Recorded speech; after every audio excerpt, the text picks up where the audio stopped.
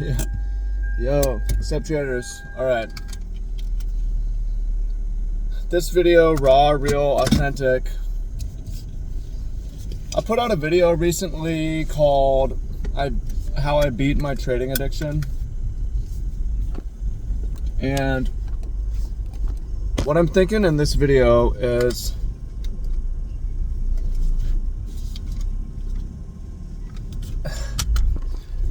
honestly, like, that's too positive. It's more like how I survived my trading addiction.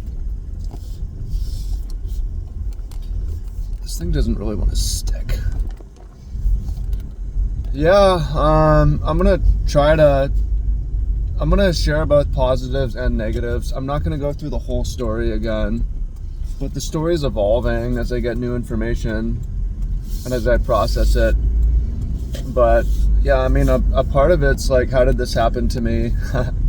I'm smart, you know, I was supposed to have figured this out. But then another part of me is like, everything happens for a reason and something good will come out of this. And the other half of me is like, yo, look at where I live, man. This is the evening, we're cruising. I live in a great place, a beautiful place. I'm well connected here. I'm respected here. I have friends. Check them out. Everybody watching the sunset. So nice. So pretty.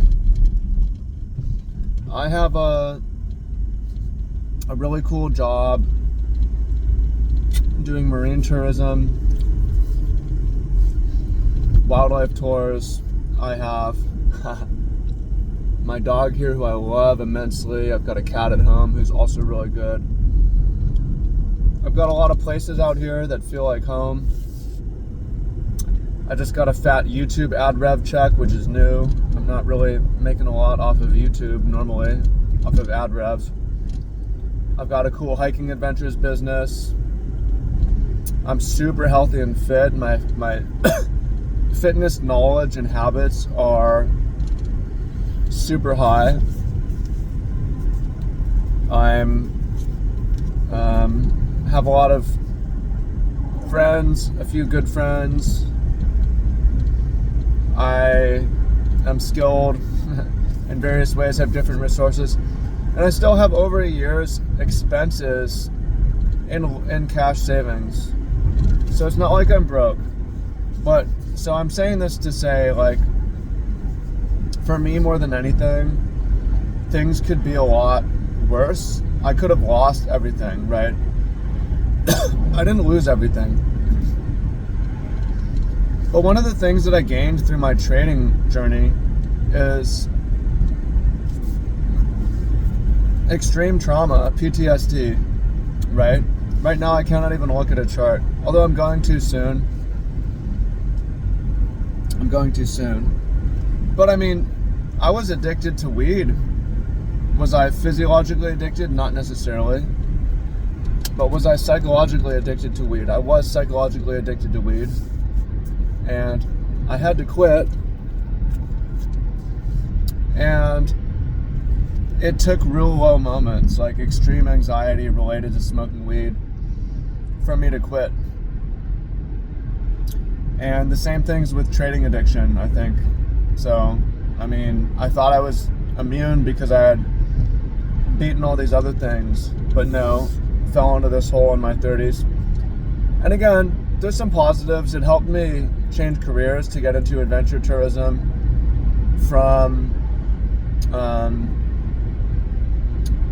agriculture, which I'm grateful for. And I learned a lot. I have this platform now. People are listening. You guys are listening and watching.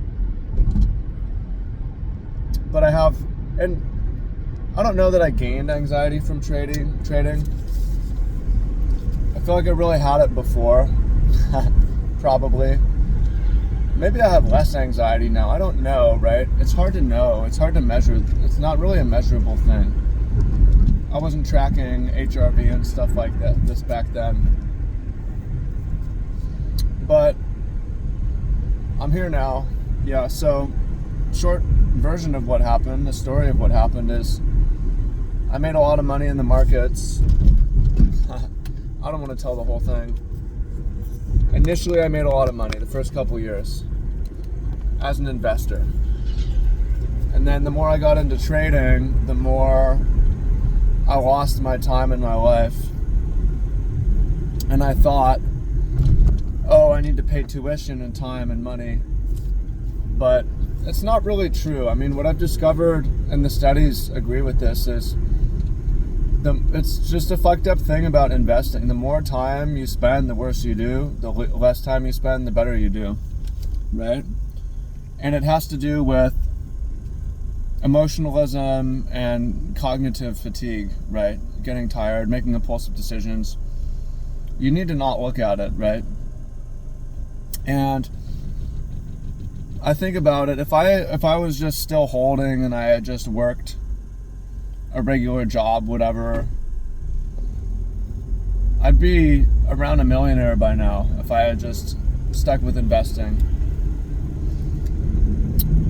And it's hard not to compare to that and be like, so that's where a lot of the pain is, like, I should have, you know, measure your peak net worth and your peak net worth in Bitcoin.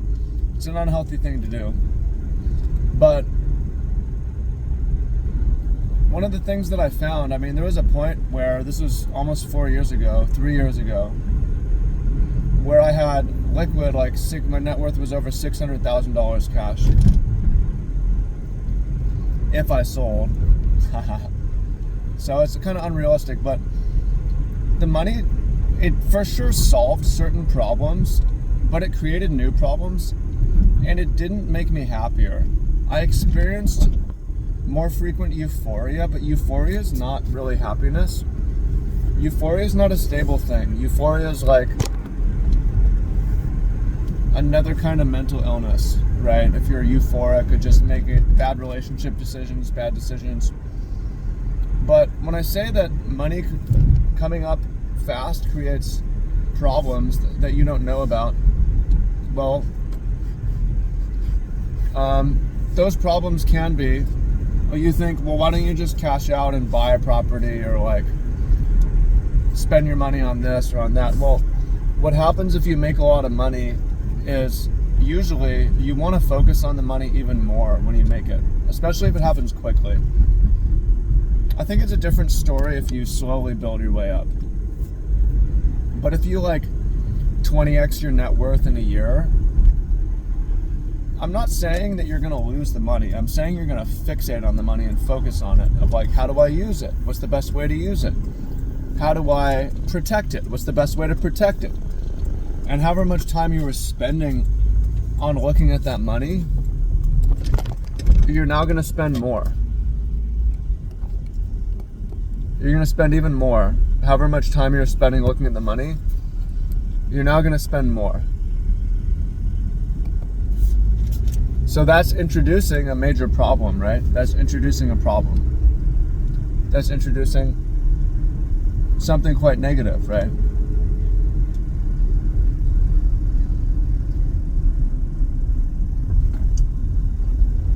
So that's to say, like, why am I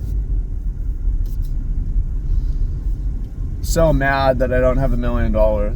Does it really matter? What would I do? I wouldn't know how to use it. I didn't know how to use it before, right? It's like, I have enough to eat. I'm living where I want to live. I'm working the jobs that I want to work. What's $1 million do for me? And some of y'all will say, well, you don't understand because you don't have family. I understand I don't have family, and you're right. But that doesn't mean I have $1 million, I should just put a baby in whoever, right? I don't have a woman to be the mother of my kids. $1 million doesn't solve that problem. So a bunch of money doesn't make me happy. I've been there, right? Again, I understand money solves problems. Doesn't make you happy when you weren't happy, right? So I think a lot of the pain is just, it's not even a, part of it's about loss of money, because it is stressful when it's like, oh, I had unlimited. I didn't fucking work, man. I just focused on trading. Like, I quit my jobs. I was unproductive. My social life suffered. It wasn't really for the best, right? So, I mean, money hurt me, honestly. Money can be a great thing, and if you have nothing, you need some, right? I guess I just wasn't psychologically ready for it, is really what it is, right? Maybe you will be. I wasn't. Yeah, Nalani's, who's more pretty, me or Nalani? Nalani's way more pretty than me. Yeah, you're a pretty dog. Okay. This thing doesn't want to stay on. I'm going to need to get a new one. Or like, get a stronger glue. Wow, look at the mountains up here. On the mountains up there. The windshield's kind of dirty, so you cannot really see, but it is what it is. I think a lot of it is just feeling like I failed. I want to be good at what I do, right? I want to have pride and, I'm good at this thing. And I mean, the reality of what happened is like, no, I'm not, right? Well, why? What's wrong with me, or what did I do wrong, right? What I've been doing wrong. So, yeah, I mean, it could have. I haven't really got into the story, but I mean, the lowlights are in this road over here, trading sheep futures with leverage and like rear-ending someone because I'm not looking. Nobody got hurt. And just continuing, not even taking this as, that was in like the first 3 months of trading futures. And I didn't have like, hey, this is fucked up, right? Something seriously wrong. I continued 3 years down that path. And there's a lot of times when I would get control of it. It's not about, it's just the checking, like the constant vigilance, right? This is where it was wrong, where I'm like looking, I'm supposed to be sleeping. I'm not necessarily putting on a sheep trade, I'm checking it, right? I'm not necessarily putting on trades before I go to sleep, I'm watching it. But sometimes when I'm watching the trade, my stress is so high, now I just close the trade, and it's the worst time to do it, the wrong thing to do, there's no reason to do it. The amount of stress that I experienced in trading is probably greater than anything else in my life, maybe even combined, right? This is where I regret the wasted years. The loss of sleep maybe took years off my life. The times when I'm awake and I'm stressed and stressing. It was a nightmare, man. I mean, it's like I could have the money and the peace too, right? But I mean, I could have lost more. I could have lost everything. I could have lost my place in Hawaii.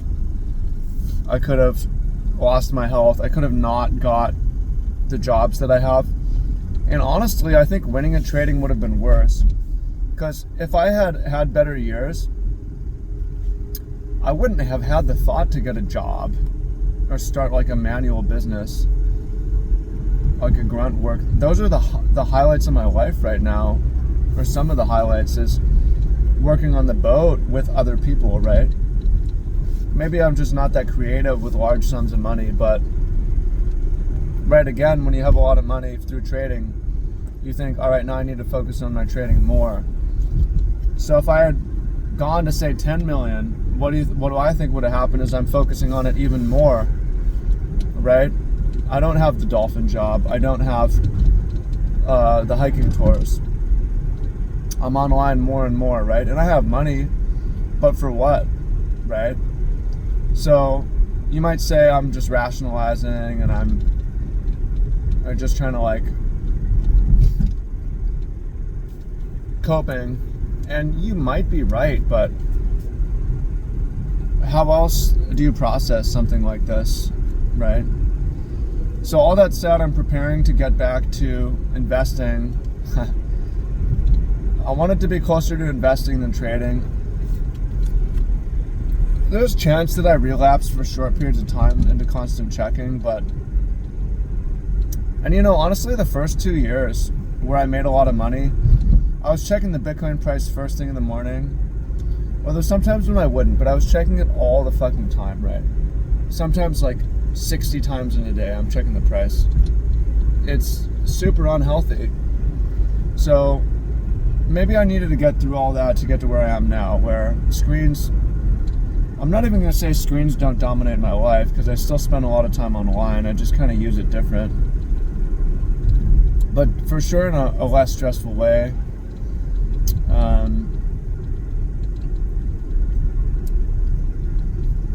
Yeah, preparing to trade. My plan is I have a system, and you can check it out. There's a link down below. It's an awesome system if I can follow it. It's worked in the forward testing. Amazing. But come in on the 1st of the month, mark the levels and set alerts, and only log in if I get an alert. And the alert is just to take a position and maybe advance a stop and then log off. Trading the monthly chart. And I would expect to maybe log in 3 to 4 times. Can I stick with it though? That's where I have doubts because of everything I've been through. But I just think I'm so over it. I'm so negative about it. I don't see myself going back to, oh, I'm gonna trade all the time. It could happen, but yeah. And I don't know. I mean, I have other things going for me I didn't mention. Have a lot going for me, so. But at the same time, I can have all this going for me, and I can be doing great, and I'm super healthy, and things are working, and still feel bad, right? Some of the time. Feel good a lot of the time, but feel bad some of the time. So I don't know what y'all think. Comment down below. Appreciate y'all. Much love. Talk to y'all soon. Peace.